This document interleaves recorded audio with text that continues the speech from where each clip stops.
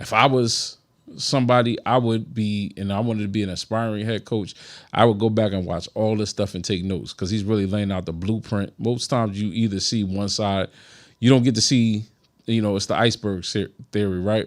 We only get to see what's on top, but we never see what goes, the iceberg that's underneath. You know what I mean? And so, with the iceberg theory being what it is, you never get to see that what's underneath. And with that, I would just take a lot of notes and really just be like, yo, this is how you build a program. Again, what Deion and his staff are doing are really changing minds and changing the culture of how things can be done in college.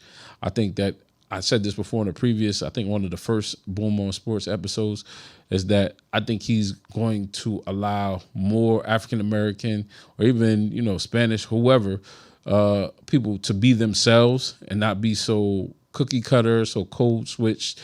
I had this argument with a gentleman on the Uber ride, not an argument, but a discussion with a gentleman on the Uber ride earlier. It's like, there's a particular coach that is highly touted. He's from Irvington, New Jersey. Now, he's in the NFL. He's been a head coach before. And every time I see him talk, I'm like, bro, you from Irvington. Ain't no way you talk like that. I'm sorry. It's a code switching thing. All respect to, nothing against his acumen, his intelligence as a head coach, anything like that. And I'm not saying just because you from Irvington that you gotta sound like you from the hood, but I'm like, bro, come on. Come on. Really? That's how you sound? Nah, bro. Come on. You don't talk like that. And I feel like they're, going back to the Deion Sanders controversy last week, where the coach was like, "Oh, you got to take off your sunglasses and your hat and all this." But when you talk to the media, it's that ingrained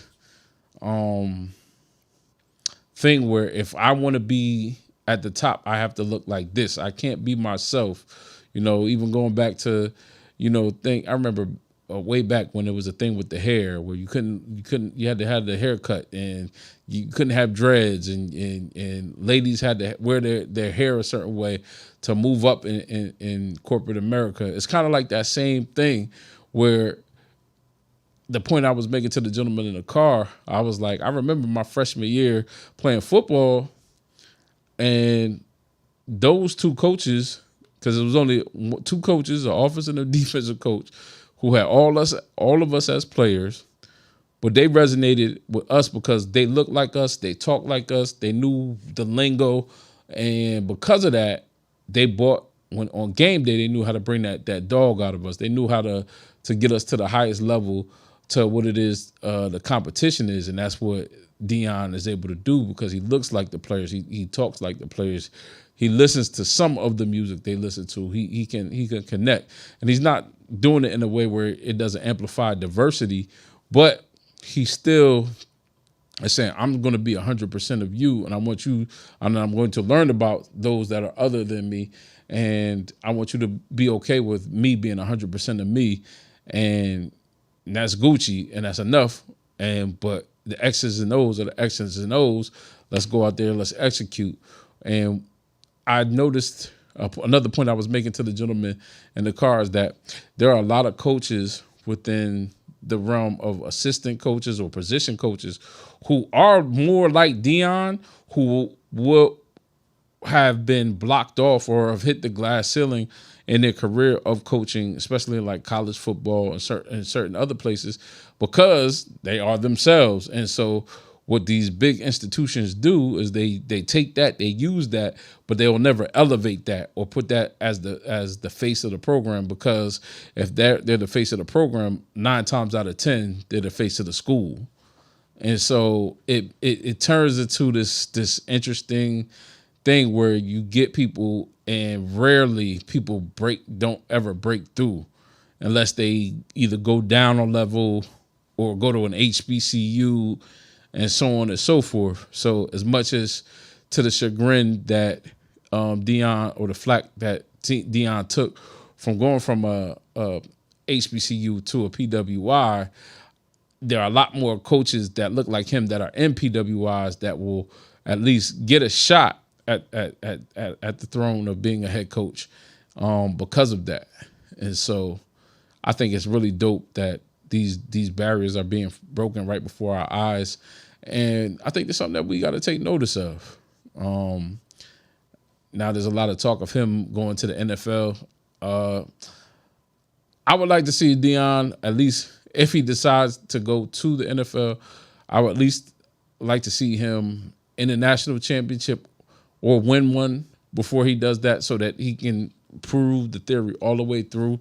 It's one thing to motivate and be able to get people to play, but to win and that at that level is the ultimate goal. Yeah, I guess from a marketing perspective, whatever team would hire him would instantly fill up seats. You know, his theory. I can't tell you how much money the city of Colorado, Boulder, Colorado, has made, or Colorado as a whole, probably the whole state. The everything is increased because now because Colorado State don't like them. Shout out to Colorado State too. I've been there a couple times. Definitely not the only, Boulder, Colorado is not the only place in Colorado with a lovely view. I've been to Colorado State a few times just on some athletic stuff in college, and hung out there for a week. Beautiful. It's crazy because that elevation is real. I feel like I'm in Colorado right now with the way these lights are on me, because that's how it is. Like when you're out there in Colorado and there's no clouds and it's the middle of the day, the sun feels like it's just sitting right on you and it's hot, but it's not like humid. And then at nighttime it cools off. So it's kind of like San Fran-ish. But beautiful place, nice chill place.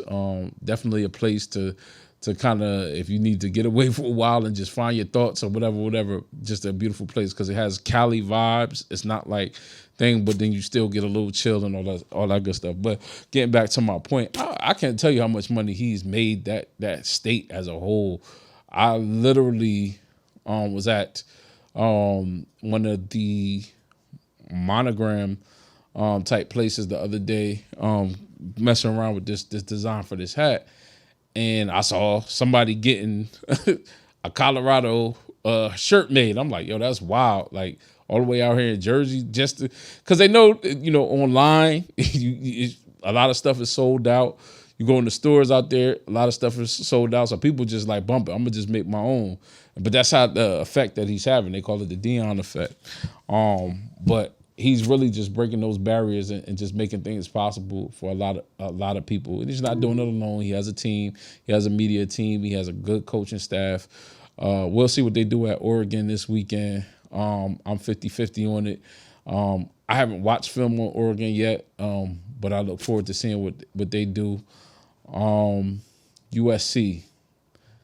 I forget who USC plays this weekend, but if they don't falter this weekend, it's going to be 2 weeks of heavyweight fights for the University of Colorado. Rutgers, it's now 3-0. Yeah, baby, but we got to play Michigan this week. I'm like nervous about this game.